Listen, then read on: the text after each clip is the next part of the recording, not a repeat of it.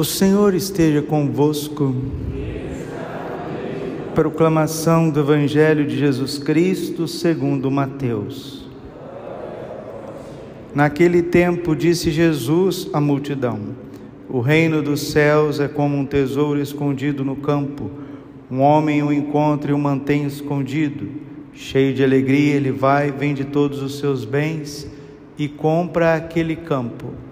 O reino dos céus também é como um comprador que procura pérolas preciosas. Quando encontra uma pérola de grande valor, ele vai, vende todos os seus bens e compra aquela pérola. Palavra da salvação. Ave Maria, cheia de graça, o Senhor é convosco. Bendita sois vós entre as mulheres, bendito o fruto do vosso ventre, Jesus. Santa Maria, Mãe de Deus, rogai por nós, pecadores, agora e na hora de nossa morte. Vinde, Espírito Santo, vinde por meio da poderosa intercessão do Imaculado Coração de Maria, vossa amadíssima esposa. Podemos sentar. Jesus, manso e humilde de coração. O reino dos céus é como um tesouro escondido no campo. Um homem o encontra e o mantém escondido. Cheio de alegria, ele vai, vende todos os seus bens e compra aquele campo. Esta comparação que nosso Senhor Jesus Cristo faz nesta parábola quer dizer que este campo é a Santa Igreja Católica e esta pérola escondida é o Santíssimo Sacramento do altar.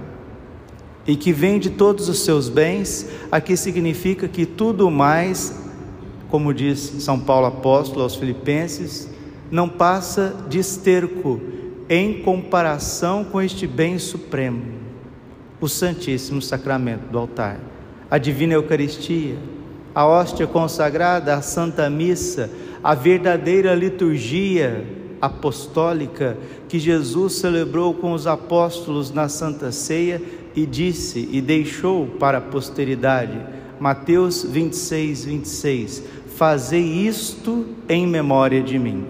Aqui está o tesouro belíssimo escondido que fez com que os apóstolos deixassem tudo, que fez com que as virgens se consagrassem, que fez com que os missionários cruzassem os oceanos, os mártires sofressem terríveis tormentos por conta desse tesouro escondido. E por conta desse tesouro escondido no campo da divina esposa de Cristo, a Santa Igreja Católica, hoje nós celebramos um santo, entre todos os santos, aquele que mais trabalhou e exaltou o mistério do Santíssimo Sacramento, São Pedro Julião Imard. Ele nasceu na França em 1811, morreu também na França em 1868. Ele é de Lamour, na França. Um menino que desde pequenininho ia na igreja, a família procurava a criança, tinha sumido, a irmãzinha já dizia: eu já sei onde que ele está. Aí ia na igreja, naquela época a igreja, o presbitério, não se subia leigo no presbitério, tinha balaustrada, as escadas, os degraus do presbitério, e lá no altar-mor estava a criança, um menininho de 6, 7 anos. Ele chegava a cabecinha assim no sacrário, encostava a cabeça no sacrário e passava horas e horas em adoração, com 6, 7 anos de idade.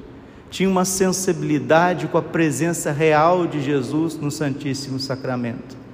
E a irmãzinha dele, um pouquinho mais velha que ele, uns 5, 6 anos mais velha, quando fez a primeira comunhão, a família ia à missa aos domingos, a irmãzinha já podia comungar, a irmã dele comungava e o pai notava que no domingo o menino ficava rodeando a irmã dele o dia inteiro.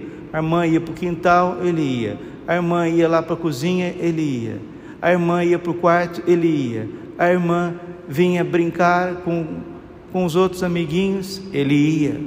Aonde a irmãzinha dele ia no domingo, ele ia atrás.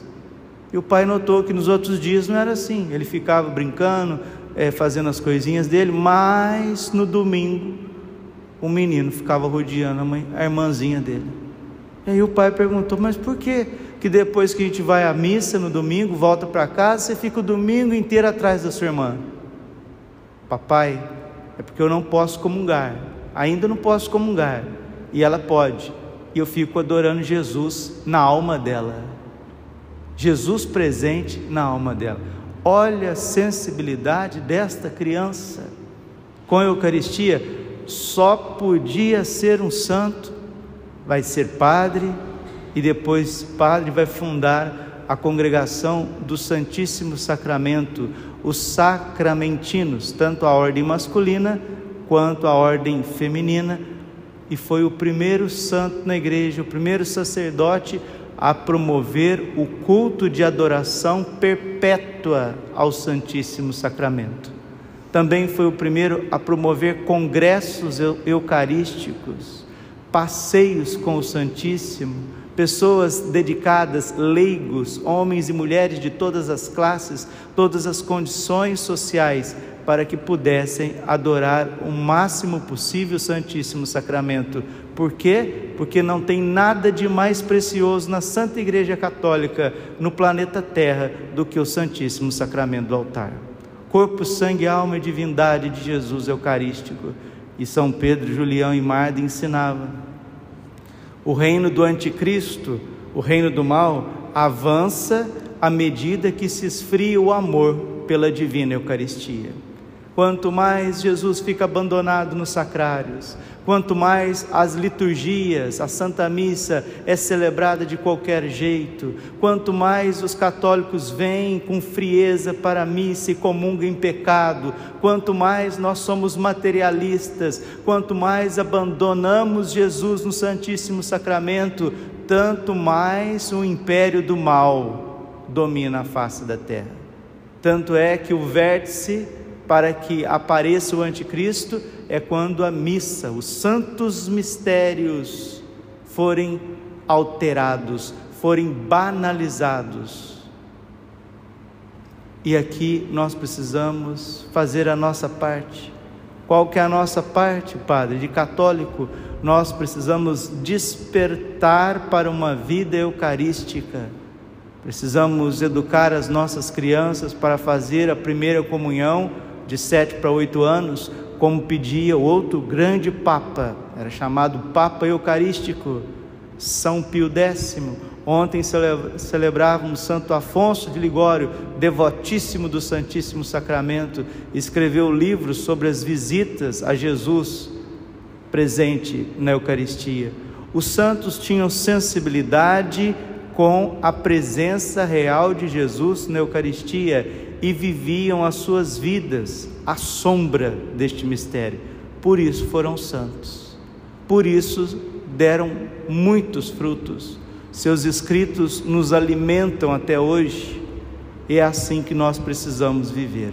São Pedro, Julião e Marda, o santo do Santíssimo Sacramento, o santo que dedicou a vida por aquele que é o santo dos santos e é o mais esquecido.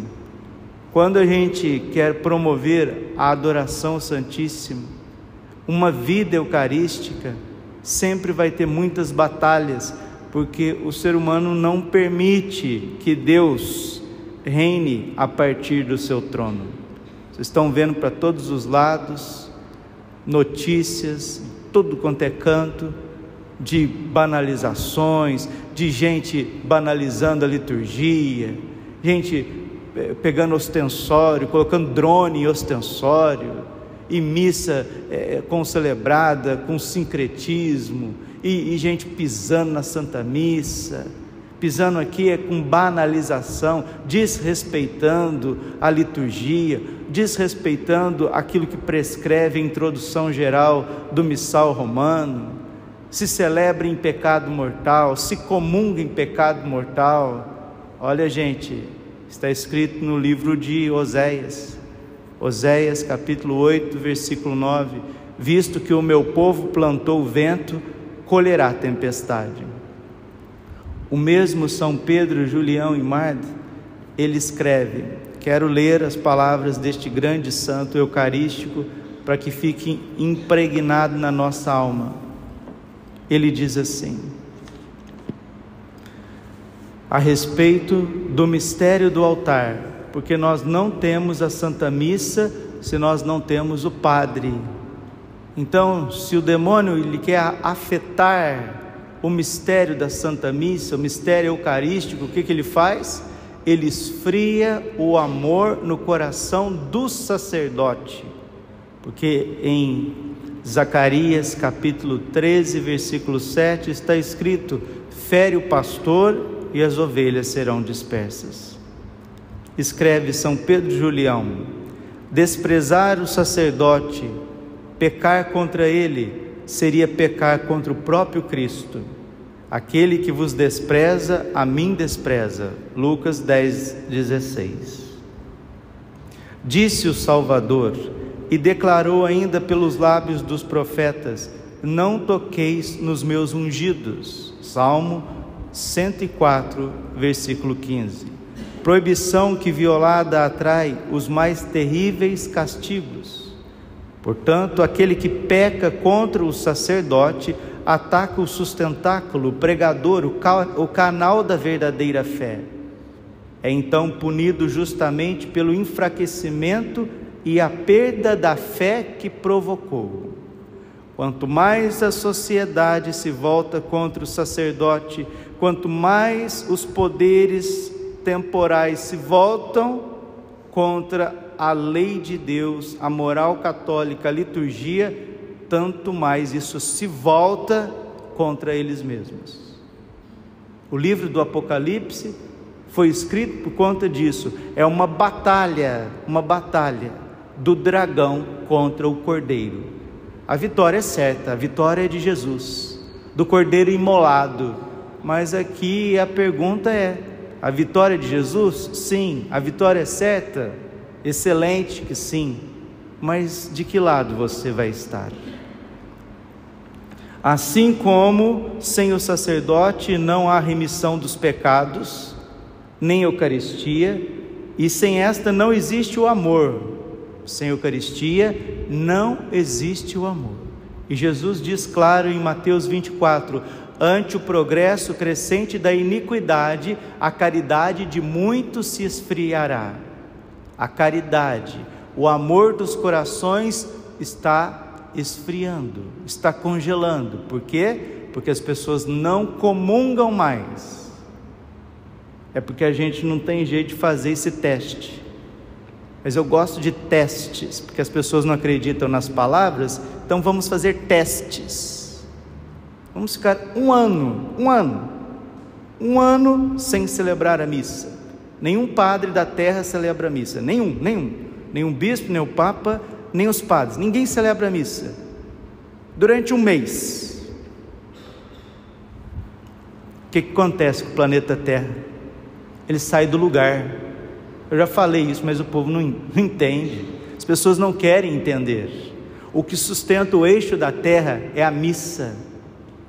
O que sustenta o sol, a lua, as estrelas, o limite do mar é a tua comunhão aqui agora. Que, padre? Eu vim aqui na missa só porque eu estou preocupado com as minhas contas e o senhor está falando que a minha santa comunhão sustenta a órbita dos planetas? Sim. Isso é igreja. Isso é o mistério do altar. E é isso que o demônio sabe. Você não sabe, mas o demônio sabe. Que a missa bem celebrada, que comungantes, poucos, parcos comungantes, 10, 15, 20, 30, comungando em estado de graça, se entregando em sacrifício, tem o poder de sustentar o universo, tem o poder de interceder diante da justiça divina, para que o braço de Deus não castigue a humanidade. Mas quanto mais as missas forem celebradas de qualquer jeito, quanto mais os padres perderem a fé nos santos mistérios e comungarem com o pecado e o indiferentismo e o relativismo e começarem a dar o que é santo aos cães e pérola aos porcos, aí se prepara, meus irmãozinhos, como diz o livro do Apocalipse, montanhas cair sobre nós. Não vai ter buraco, não vai ter bunker, não vai ter lugar seguro nesta terra, se banalizarmos o santo mistério da missa. E não acreditem em mim, acreditem na Bíblia, acreditem nos santos. Graças a Deus eu trago os santos católicos aqui, os escritos dos santos para nós, porque a gente já não acredita em mais nada. Assim como sem o sacerdote não há remissão dos pecados, nem Eucaristia, e sem esta não existe o amor, assim também está naturalmente em risco de se perder quem perdeu a fé no sacerdote. Eis porque os inimigos de Jesus Cristo atacam com tanta perfídia e furor os membros do seu sacerdócio, ou seja, os padres e bispos e o Santo Padre Papa, a fim de paralisar o poder da fé e aniquilar a religião no coração dos fiéis. Fere o pastor e as ovelhas serão dispersas. Terceiro segredo de Fátima é relacionado ao Papa, relacionado aos bispos e aos sacerdotes. Terceiro segredo de Fátima. O principal, aqui quem está dizendo isso, é São Pedro Julião Imard, esse grande apóstolo da Eucaristia que celebramos hoje. Ele está dizendo, no seu livro Flores da Eucaristia, página 390, no mês de novembro, dia 28, pode conferir lá. O principal combate do anticristo será contra o sacrifício da Santa Missa e o sacerdócio. Daniel, capítulo 9, versículo 27, que o leitor entenda bem. Jesus cita Daniel 9, 27 em Mateus 24. Diz o profeta Daniel, e esse combate já se inicia e toma cada vez mais vulto. Ele é do século XIX, e no século XIX ele já está profetizando que o combate do anticristo, de Satanás, das forças das trevas, contra o padre, contra o sacerdote, contra os bispos, seria uma coisa impressionante. Por que tanto combate contra os sacerdotes? Porque você combatendo o sacerdote, você está combatendo o canal do amor, o canal da remissão, da misericórdia, o canal da fé, Que os fiéis, diz ele, que os fiéis estejam, pois, bem precavidos contra a astúcia infernal de seus inimigos, que com o intuito de destruir-lhes a fé no sacerdote, não cessem de apontar os seus defeitos de homem, de caluniá-lo à vontade, a fim de torná-lo desprezível e por este meio escandalizar os fracos. Aqui está o itinerário desses tempos: desprezar os sacerdotes, falar mal, caluniar, julgar, rotular, pisar, ver os seus defeitos humanos, e quem julga e quem pisa e quem rotula e quem fala, coitadinho, está sendo um instrumento do mal, porque está colaborando com o reino das trevas, ao invés de rezar, de jejuar, de fazer vigílias. Agora vai ter uma vigília aqui, graças a Deus, pelos sacerdotes. Amanhã nós vamos celebrar São João Maria Vianney, modelo de sacerdote. Hoje São Pedro Julião Imard, ontem Santo Afonso de Ligório. Para que pisar tanto nos padres que já estão macerados por esse mundo? É o que eu canso de dizer, e eu percebo no fundo da minha alma.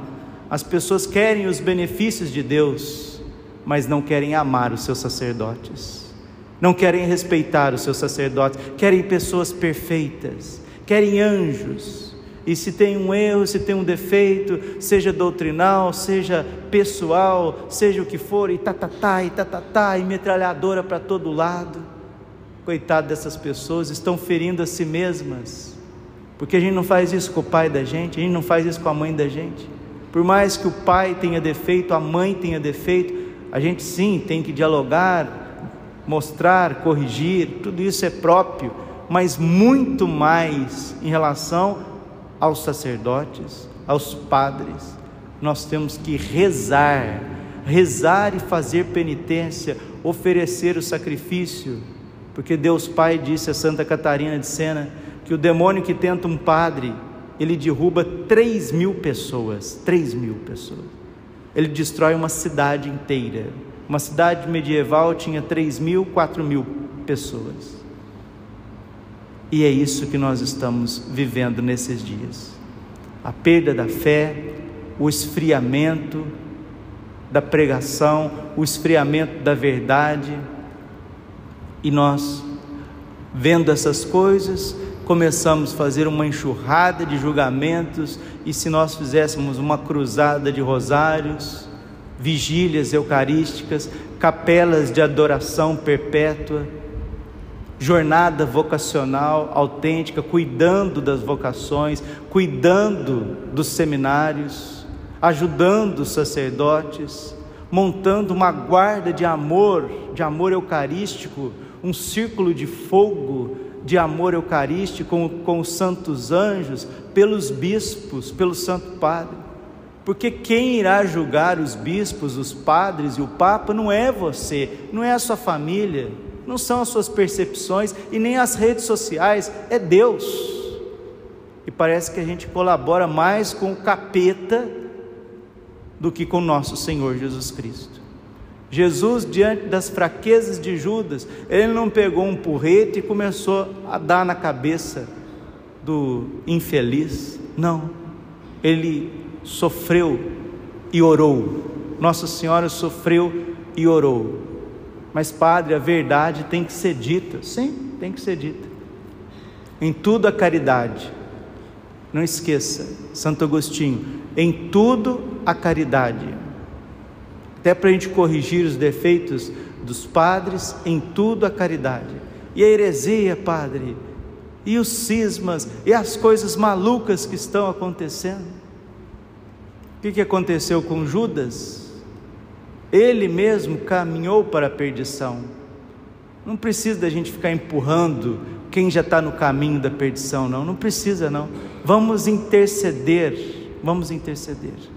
e vamos adorar o Santíssimo Sacramento, para que Nossa Senhora levante santas, piedosas e numerosas vocações sacerdotais e religiosas, porque são essas vocações renovadas pelo Espírito Santo, consagradas ao coração imaculado de Maria, que vai guardar o mistério da missa, vai guardar o mistério da liturgia, vai levantar o corpo e o sangue de Cristo com amor. E a missa, graças a Deus, ela não precisa de ter 30 pessoas, 50 pessoas, 1000 pessoas, 400 pessoas, não. Um padre celebrando de madrugada, na sua capelinha privada, ali ele está renovando a face da terra. Melhor ainda se essa missa for bem participada, tiverem fiéis, católicos bem formados, que comungam com amor, porque quanto mais comungantes em estado de graça, tanto mais graças e bênçãos e favores divinos nós atraímos sobre a face da terra. Quanto mais padres celebrando a Eucaristia em pecado mortal, comungando em pecado mortal, distribuindo os santos mistérios como se fosse coisa, quanto mais heresias, quanto mais relativismo, tanto mais próximo nós estamos da grande tribulação. Que Nossa Senhora guarde as vocações sacerdotais, guarde a liturgia católica no coração de verdadeiros padres como São Pedro, Julião e Marta. Assim teremos sempre a Eucaristia até que o Senhor volte. Glória ao Pai, ao Filho e ao Espírito Santo, como era no princípio, agora e sempre. Amém. Coração imaculado de Maria, confiança, saúde e vitória a mim.